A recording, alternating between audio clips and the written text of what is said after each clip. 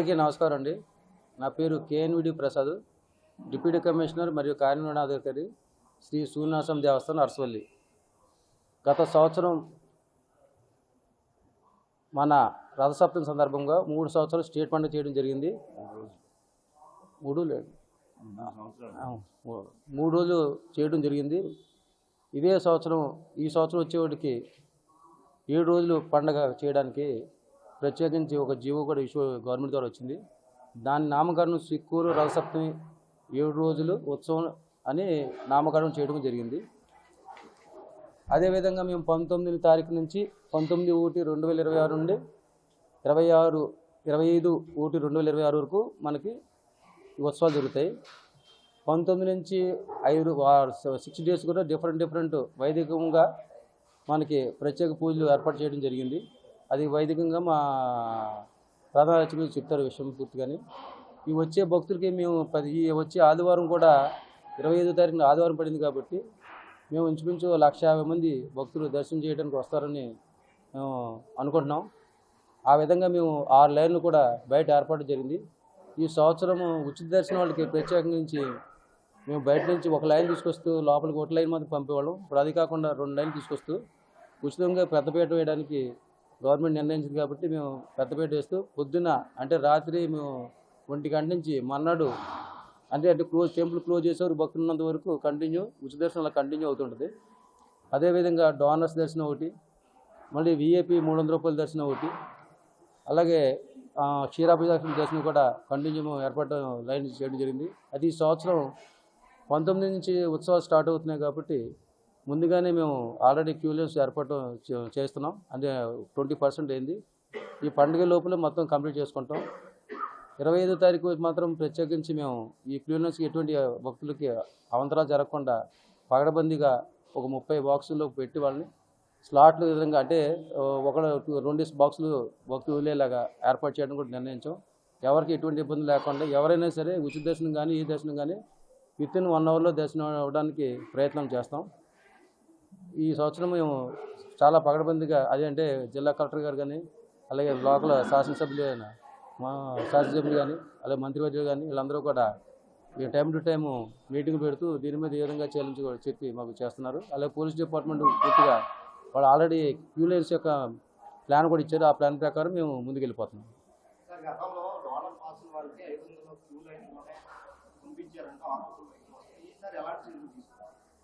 అంటే ఈ సంవత్సరం మేము యాక్చువల్గా 2 లైన్లే అండి. మనం బయట నుంచి వచ్చే 2 లైన్లే.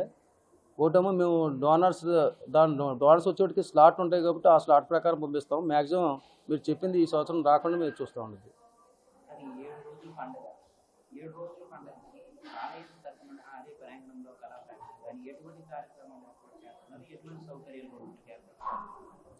అంటే 7 రోజులకి మాత్రం మేము ఓన్లీ టెంపుల్ ప్రిమిసెస్లే ఈ వైదిక కలప జరుగుతుంది. వైదికంగా జరగవలసిన ఒకటి 7 రోజులు కూడా టెంపుల్నే జరుగుతాయి కదా తప్ప బయట జరగండి.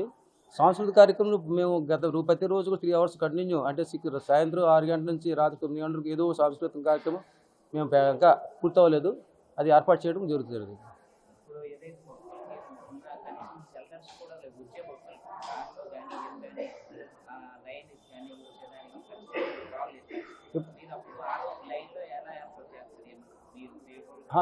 ఎలాగండి ఇప్పుడు ఆ రోజు అండి మీకు ఆ రోజు 25వ తారీఖు 25లో కంటిన్యూ దర్శనమే కదా మీకు కంటిన్యూ వచ్చింది కదా. వాళ్ళందరూ మొత్తం టోటల్గా టెంట్లు వేస్తున్నాం అండి. టోటల్గా టెంట్ల ద్వారా నడిపిస్తాం. మేము క్యూలో నుంచి ప్రతి వాళ్ళు టెంట్లు వేసుకోవడం మాకు 100 ఫీట్ వాటర్ సప్లై పెడతాం, మిల్క్ పెడతాం, అన్నీ కూడా మేము వస్తుందన్నమాట. క్యూలెస్ టాయిలెట్స్ కూడా టాయిలెట్స్ టెంపుల్ చుట్టూరు ఎట్లా లేదన్నా 30 ఎక్స్ట్రా పెడతాండి. పెడుతున్నాం 30 పెడుతున్నాం టాయిలెట్స్. నేను టెంపుల్ ప్రిమిసెస్ బయట అవుట్ సైడ్కి నేను చూసుకుంటానండి. మున్సిపాలిటీ వచ్చేవాడికి వాళ్ళు రోడ్లుగా చూస్తారు. టాయిలెట్స్ మాత్రం మీరు టాయిలెట్స్ మాత్రం తప్పనిసరి పెడుతున్నాం. అలాగే నేను పర్మనెంట్గా 10 టాయిలెట్స్ కూడా ఈ లోపల తయారు చేస్తున్నాం. ఇది క్యూ లెన్స్లో ఉన్నామనుకోండి. ప్రీవియస్ ఇయర్లో ముందు సంవత్సరంలో కేశగండ దగ్గర వాటర్ ప్రాబ్లం లేదు అలాంటి సమస్యలు తలెత్తే అదే ఇప్పుడు కేసు కన్నసార్లు కూడా మేము యాక్చువల్గా మీటింగ్ పెట్టడం జరిగింది. అంటే మన మున్సిపల్ గ్రౌండ్లో ఏర్పాటు చేద్దామని మన డిఎస్పీ గారు ఉన్నారు. అది పూర్తిగా నిర్ధారణ చేసుకుంటే భక్తులకి ఈజీగా కేసు కన్నసాలకి ఈ విధంగా వాళ్ళు అంటే అప్పుడు లాస్ట్ టైం కూడా కొంచెం ఇబ్బంది జరిగింది. కేసు కన్నంలో టికెట్ తీసుకోవడం, లోపలికి వెళ్ళడం, బయట రావడం అనేది కొంచెం రద్దీ ఎక్కువ ఉందని తెలిసిన విషయం. అది ఇంకా ఫైనలైజ్ అవ్వలేదు. మ్యాక్సిమం ఫస్ట్ స్కూల్ అనుకున్నాం. తర్వాత స్టెప్ గ్రౌండ్లోకి వెళ్తే గ్రౌండ్ మట్టి గురించి అదే వాళ్ళు మట్టి కదా, మట్టి నుంచి మళ్ళీ వాళ్ళు స్నానాలు చేసి బయటకు వచ్చి అదే బట్టలతో లోపలికి వచ్చి కొంచెం శానిటేషన్ కూడా ఇబ్బంది అవుతుందని ఆలోచిస్తున్నాం. అది కూడా ఫైనల్ చేస్తున్నది తప్పనిసరి. లోపాలన్నీ జరగడం వల్ల మెయిన్ రీజన్ అంటే సిబ్బంది సరైనది లేకపోవడం వల్ల ఈ లోపాలు జరుగుతున్నాయని అంటే సంవత్సరానికి మార్చుతూ అంటున్నారు. అంటే బయట వరకు మార్చుతున్నారు కానీ అంటే ఇక్కడ ఉన్న ప్రాబ్లం ఉన్న సిబ్బంది సఫిషియెంట్ గా ఉన్నారా, కొత్తగా ఏమైనా యాక్చువల్గా భక్తుడికి అంటే ఇప్పుడు కేసు కందం కానీ ఏమైనా ప్రాబ్లం వస్తే అంటే ఒక పోలీసు మున్సిపాలిటీ వాళ్ళంటే అవుట్ ఆఫ్ ది టెంపుల్ వాళ్ళు చేస్తారు. అంటే ఈ సంవత్సరం మనం కొత్తగా ఒకసారి ఈ సంవత్సరం మేము కొత్తగా ఏం చేస్తున్నామంటే సేవలు చాలామంది వస్తారండి. చాలా సేవ మంది దగ్గర 500 మంది 600 మంది వస్తారు కాబట్టి వాళ్ళు ఎంతసేపు మేము అబ్జర్వ్ చేసింది ప్రతి ఆదివారం ఒక 2 అవర్స్ దర్శనం చేసుకోవడం వెళ్ళిపోవడం ఎవరు కరెక్ట్గా చేయట్లా. మాకు వైజాగ్ ఏంటది వైజాగ్ వాలంటీర్స్ అని రీసెంట్గా వాళ్ళు అంటే వాళ్ళు ఎట్లా ఉంటే వాళ్ళు 24 అవర్స్లో 6 అవర్స్ 6 షిఫ్ట్ వేసుకుంటూ వాళ్ళు ఎంత బాగా చేస్తారంటే నేను చాలా అబ్జర్వ్ చేస్తాం. మన సింహాచలం సక్సెస్ అవ్వడం కూడా వాళ్ళు 200 మంది తీసుకుంటున్నాము. 200 మంది తీసుకుని ప్రతి స్లాట్లోని ఎవ్రీ 6 అవర్స్కి వాళ్ళకి ఏ లోటుపాటు లేకుండా అవసరమైతే మనిషి ఏమన్నా జారి పడిపోయినా అంటే అది వెళ్ళిపోయే పరిస్థితుల్లో కూడా చేశారు. వాళ్ళు అంత సేవ చేశారు. అది వాళ్ళని మేము ఈ సంవత్సరం ఎంగేజ్ చేసుకుంటున్నాం.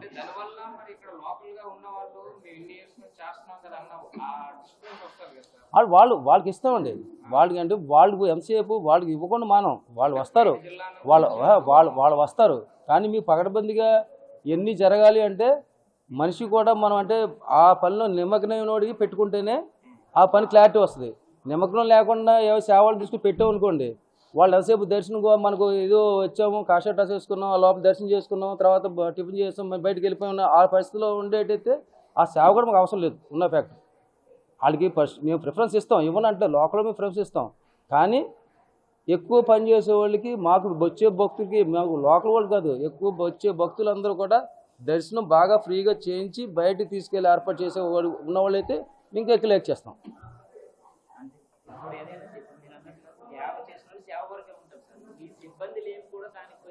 అంటే సిబ్బంది అంటే యాక్చువల్గా ఇక్కడ సిబ్బంది అందరికీ ఏజ్ బార్ అయిపోయి రిటైర్ అయిపోయి అందరూ పోస్ట్ ఖాళీ అయిపోయినాయి.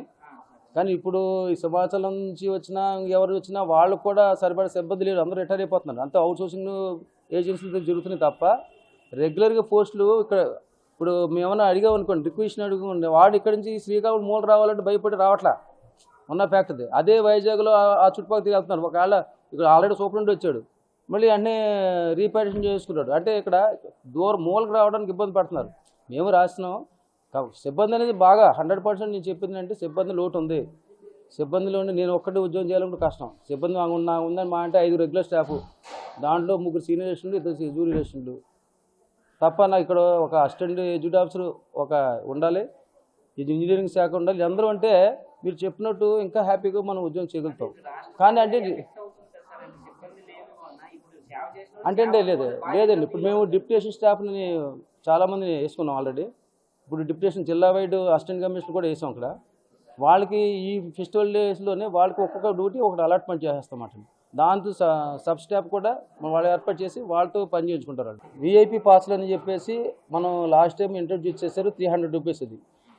ఆ పాసులు మామూలుగా మీకు ఆర్డీఓ గారు ఇస్తారు. ఏ విధంగానే మీరు ఒక లెటర్ తీసుకుని వెళ్ళారనుకోండి దాని మీద ఇష్యూ 2 పాసులు 4 పాసులు ఇష్యూ చేస్తారు. మేము 4 బ్యాంకులు పెడుతున్నాం. ఇప్పుడు ఇదివరకు ఒక బ్యాంకు పెట్టి చాలా ఇబ్బంది పడని తెలిసిన విషయం. మేము ఇన్ అడ్వాన్స్లో పెడతాం. ఆల్రెడీ మేము రెడీ అయిపోయాం. ఇన్ అడ్వాన్స్లోనే మీకు ఇంకా 3 days 4 days ఉండగానే పాసులు ఇష్యూ అయిపోతాయి. డోనర్స్ పాస్ కానీ లేకపోతే విఐపి పాస్ కానీ కంప్లీట్ ఇష్యూ అయిపోతాయి. No problem. ఈ సంవత్సరం ఆల్రెడీ పకడ్బందీ చేసుకున్నాం. అంటే లాస్ట్ ఇయర్ 7,000 అయినాయి. దగ్గర ఇంకో 1000 పెంచుదామని అనుకుంటున్నాం.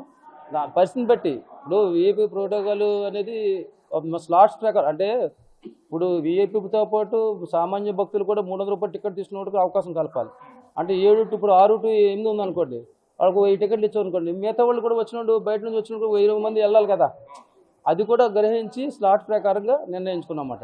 300 అనేది మన బ్యాంక్ ఇక్కడ కూడా అవైలబుల్ ఉంటుంది సార్. 4 బ్యాంకులు అవైలబుల్గా ఉంటుందండి. మనకి ఇక్కడ కౌంటర్ ఏమైనా కట్టడం కానీ ఇక్కడ ఉండదండి. ఇక్కడ ఎందుకు ఉండదంటే బ్యాంక్కి అమౌంట్ జమ చేసుకుంటారు కాబట్టి అడ్వాన్స్ అక్కడ ఆర్డీఓరు లెటర్ ఇస్తారు. ఆర్డీఓరు ఎవరు మీరు రిక్వెస్ట్ ఎవరిని తీసుకెళ్ళి ఇలాగ పలానా సోన్సోని వాళ్ళు ఐడెంటిఫై చేసుకుంటే ఎమ్మెల్యే లెటర్ గారో లేకపోతే ఇంకో లెటర్ అఫీషియల్ ఎవరు లెటర్ ఇచ్చిన మీ లెటర్ మీరు ఎవరు ఇచ్చిన వాళ్ళందరికీ వాళ్ళు ఇందని అడుగుతారు.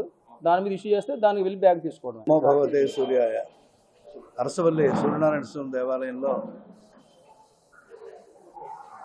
ఈ విశ్వావసనామ సంవత్సరంలో మాఘమాసం సందర్భంగా స్వామివారికి పుట్టినరోజు రథసప్తమి ఆయన జన్మదినం.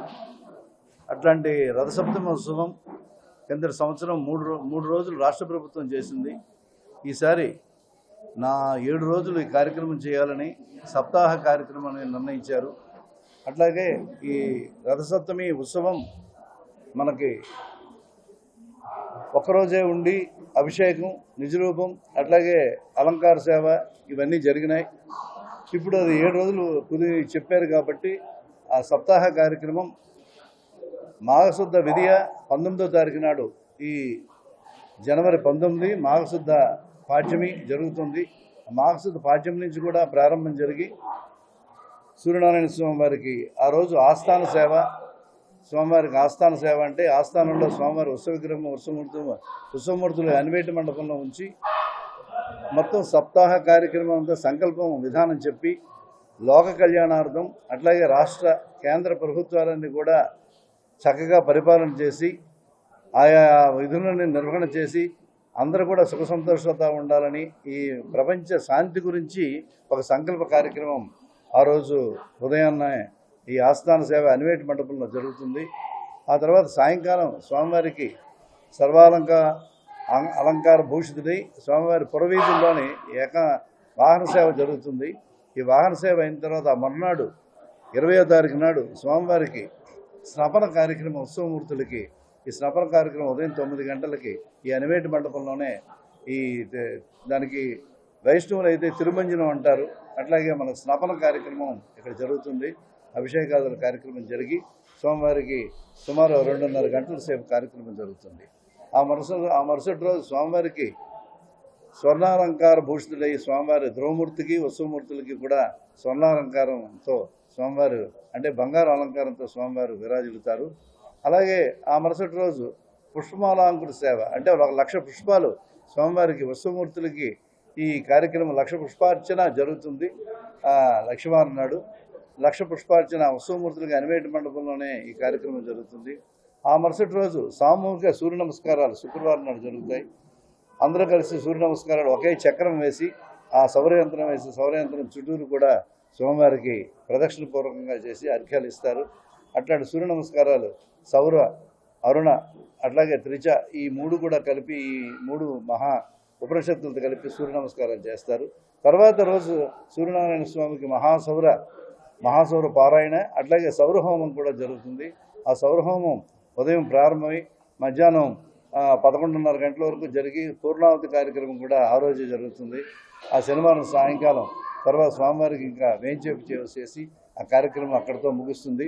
ఆ మరుసటి రోజు రాత్రి నుంచి కూడా స్వామివారికి 12 గంటల నుంచి సుప్రభాత సేవ అట్లాగే స్వామివారికి ఈ 1 గంట వరకు కూడా స్వామివారికి ఇక్కడ రాష్ట్ర ప్రభుత్వం వారు ప్రత్యేక వస్త్రాలను తీసుకొచ్చి స్వామివారికి సమర్పిస్తారు. అవన్నీ జరిగిన తర్వాత 1 గంట నుంచి స్వామివారికి అభిషేక కార్యక్రమం జరుగుతుంది. అభిషేకాదులు పంచామృతాలు అట్లాగే పళరసాలు అట్లాగే నమక చమక దశ్యాంత పురుషూక్త శ్రీ సూక్త మంజు సూక్త అట్లాగే మహాన్యాసపూర్వకంగా స్వామివారికి అభిషేకాలు చేస్తారు. అట్లాగే అన్ని ఉపనిషత్తులు వేదాలు వేద పారాయణలు కూడా జరుగుతాయి. మొత్తం రాత్రి 1 గంట నుంచి ఉదయం 7 గంటల వరకు కూడా స్వామివారికి అభిషేక కార్యక్రమం ఉంటుంది. అభిషేకంలో స్వామివారికి పాలు, పెరుగు, నెయ్యి, తేనె, పంచదార ఇవన్నీ భక్తులు తీసుకొస్తే అవన్నీ కూడా స్వామివారికి సమర్పించి ఆ కార్యక్రమం చేస్తారు. తర్వాత 8 గంటల నుంచి స్వామివారికి నిజరూప సేవ ఉంటుంది. ఈ నిజరూప సేవ అత్యంత అరుదైన శాలిగ్రామ శిలలో మలచబడిన సూర్యనారాయణ స్వామి వారికి ధ్యాయేహం కమలద్వయాన్వితకరం సప్తాశి యుక్తే రథే తిష్టంతం సనకాదిభిర్ మునివరై శ్రీమాటరాచేరితం ఛాయోషావర పద్మినీతి తిసృభిర్ భార్యాభిరారాజితం యజ్ఞానాంధతమోధం హృదుభజే శ్రీ సూర్య నారాయణం అనే ధ్యాన శ్లోక ప్రకారంగా స్వామివారి 7 గుర్రాల రథంతోని అనూరు రథసారథి మాటర పింగళ ద్వారపాలకులు అట్లాగే ఉషా పద్మిని ఛాయ 3 భార్యలు ఆ పైన సనక సనంద మహర్షులు ఛత్రచామరం వేస్తూ స్వామివారికి 2 హస్తాలతో పద్మాలు పట్టుకొని స్థానభంగిమలో వైజయంతి రథం మీద స్వామివారు ఉన్నారు. ఆ మొలను కూడా చురిక అంటే సూర్యకటారి అంటారు, ఆ సూర్యకటారి కూడా ఉంది స్వామివారికి. అత్యంత అందమైన సౌందర్యమైన ఆ విగ్రహాన్ని చూడడానికి భక్తులందరూ కూడా ఉదయం 8 గంటల నుంచి మధ్యాహ్నం 3:30 గంటల వరకు ఈ నిజరూప సందర్శన ఉంటుంది కాబట్టి భక్తులందరూ కూడా ఆ కార్యక్రమం చూసుకుంటారు. తర్వాత పూలాలంకృత సేవ పుష్పాలతో మొత్తం కూడా స్వామివారికి అలంకారం చేసి రాత్రి 9 గంటల వరకు ఉంటుంది. తర్వాత ఏకాంత సేవ పవడం సేవతోని రాత్రి 11-12 గంటలకి సమాప్తం అవుతుంది. కాబట్టి భక్తులందరూ కూడా ఈ రథసప్తమి నాడు రథస్థం భాస్కరం దృష్ట్యా పునర్జన్మ నలభ్యతే అని రథసప్తమి నాడు సూర్యనారాయణ స్వామి వారిని దర్శించుకొని అర్చించుకొని అభిషేకించుకుంటే పునర్జన్మ ఉంటుందని మనకు చెప్తున్నారు కాబట్టి వేదాలు చెప్తున్నాయి. కాబట్టి అట్లాంటి సూర్య భగవాను ఈ రథసప్తమి నాడు చూసి స్వామివారి తీర్థప్రసాదాలు తీసుకొని తరించాలని కోరుతున్నాం. Local to global news at your finger tips. మీ చేతిలో ఒక ఆయుధం. Download R TV app. Media legend Ravi Prakash is back.